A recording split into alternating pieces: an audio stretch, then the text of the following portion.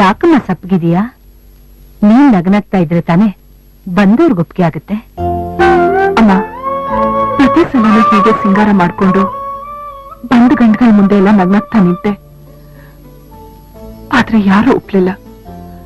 ಅವ್ರಿಗೆ ಬೇಕಾಗಿರೋದು ನನ್ನ ನಗು ಅಲ್ಲಮ್ಮ, ದುಡ್ಡು. ಏನು ಏನು?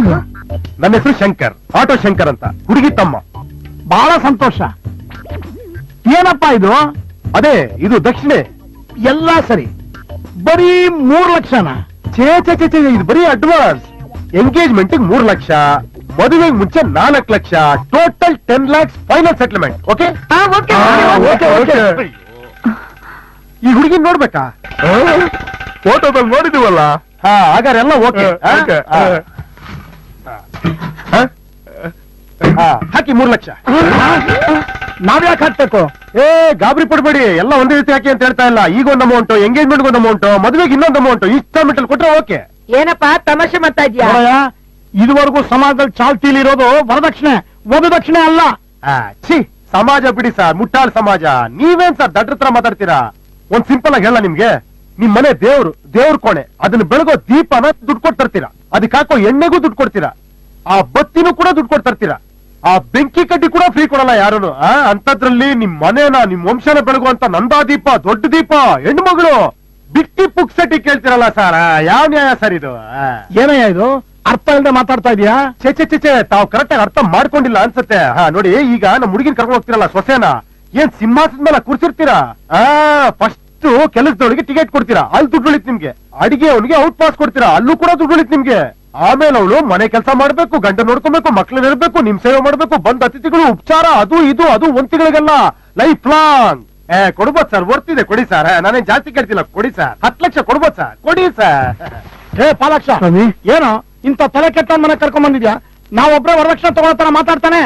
ಇಲ್ಲ ಇಲ್ಲ ಇಲ್ಲ, ಇಲ್ಲಿ ಬರೋರೆಲ್ರೂ ವರದಕ್ಷಿಣೆ ಕೇಳೋರೆ. ಇದೊಂದೇ ಮನೆ ವಧುದಕ್ಷಿಣೆ ಕೇಳೋ ಮನೆ. ಮಗನೇ, ನಮ್ಮ ಮಗ ಸರಿಯಾಗಿ ನೋಡಿದ್ದೀವ ನೀನು? ನೋಡ ಹೇಗಿದ್ದಾಳೆ, ದೇವತೆ ಲಕ್ಷ್ಮಿ ಸರಸ್ವತಿ ಇದ್ದಂಗಿದ್ದಾಳೆ. ದೈವಗಣ ಹೇಳುದು. ಯಾವ ಆಂಗಲ್ ನೋಡ್ರು ಮನುಷ್ಯರ ತಂದೆ ಕಾಣಿಸಲ್ಲ. ಡೈನೋಸರಸ್, ಡ್ರಾಕುಲಾ, ಗಾರ್ಜಿಲಾ ಫ್ಯಾಮಿಲಿ ಇದ್ದಂಗಿದಾವೆ. ಇಂಥವ್ರು ಕರ್ಕೊಂಡ್ ಬಂದಿದ್ಯಾ? ನಾನು ಬೇಡ, ಬಿಟ್ಟು ಬಿಡಪ್ಪ.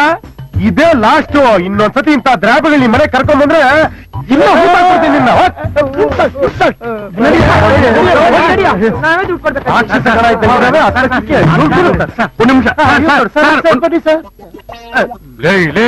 ಶಂಕರ, ಏನೋ ಇದು?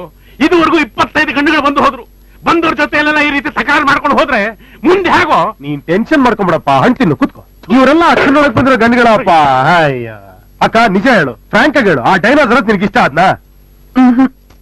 ಇಲ್ಲ, ನೋಡಿದ್ರ ಅಕ್ಕನಿಗೆ ಇಷ್ಟ ಆಗಿಲ್ಲ ಅಂದ್ಮೇಲೆ ನಾನ್ ಮಾಡಿದ್ರಲ್ಲಿ ಏನೋ ತಪ್ಪಿಲ್ಲ. ಆ ಪ್ರಾಣಿಗಳ ಜೊತೆ ಮೃಗಾಲಯದಲ್ಲಿ ಇರೋದಕ್ಕಿನ್ನ ಈ ಮನುಷ್ಯರ ಜೊತೆ ಈ ದೇವಾಲಯದಲ್ಲಿ ಆರಾಮಾಗಿರ್ತಾಳೆ. ನೀವು ಸುಮ್ಮನೆ ಇರಿ. ಆದ್ರೆ ಬೆಳೆದ ಹುಡುಗಿನ ಮನೇಲಿ ಎಷ್ಟು ದಿವಸ ಅಂತ ಇಟ್ಕೊಳ್ಳೋದು? ಅಮ್ಮ, ನೀನ್ ಇದೇ ತರ ಓವರ್ ಆಕ್ಟಿಂಗ್ ಮಾಡಿ ಸೆಂಟಿಮೆಂಟಲಿ ಅಕ್ಕನ ಬ್ಲಾಕ್ ಮೇಲ್ ಮಾಡ್ತಾ ಇದ್ರೆ ಈ ಮನೆ ಗಂಡುಗಳು ಬರೋದ ಬ್ಯಾನ್ ಮಾಡ್ಬಿಡ್ತೀನಿ ಅಷ್ಟೇ. ಸುಮ್ಮನಿರೋ, ಅವ್ರು ಮೊದ್ಲೇ ಟೆನ್ಷನ್ ಅಲ್ಲಿದ್ದಾರೆ. ನೀನ್ ಯಾಕೆ ಅವ್ರನ್ನ ರೇಗಿಸ್ತೀಯಾ? ಹಣೆಲ್ ಬರ್ತಾಗತ್ತೆ.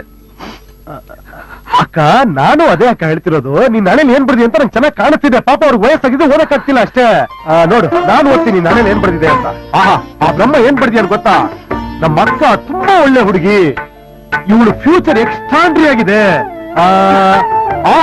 ಮಹಾರಾಜ ಅಂತ ಮುಂದಿನ ಮದುವೆ ಆಗ್ತಾನೆ ಅಂತ ಬರ್ದಿಯಾನೆ.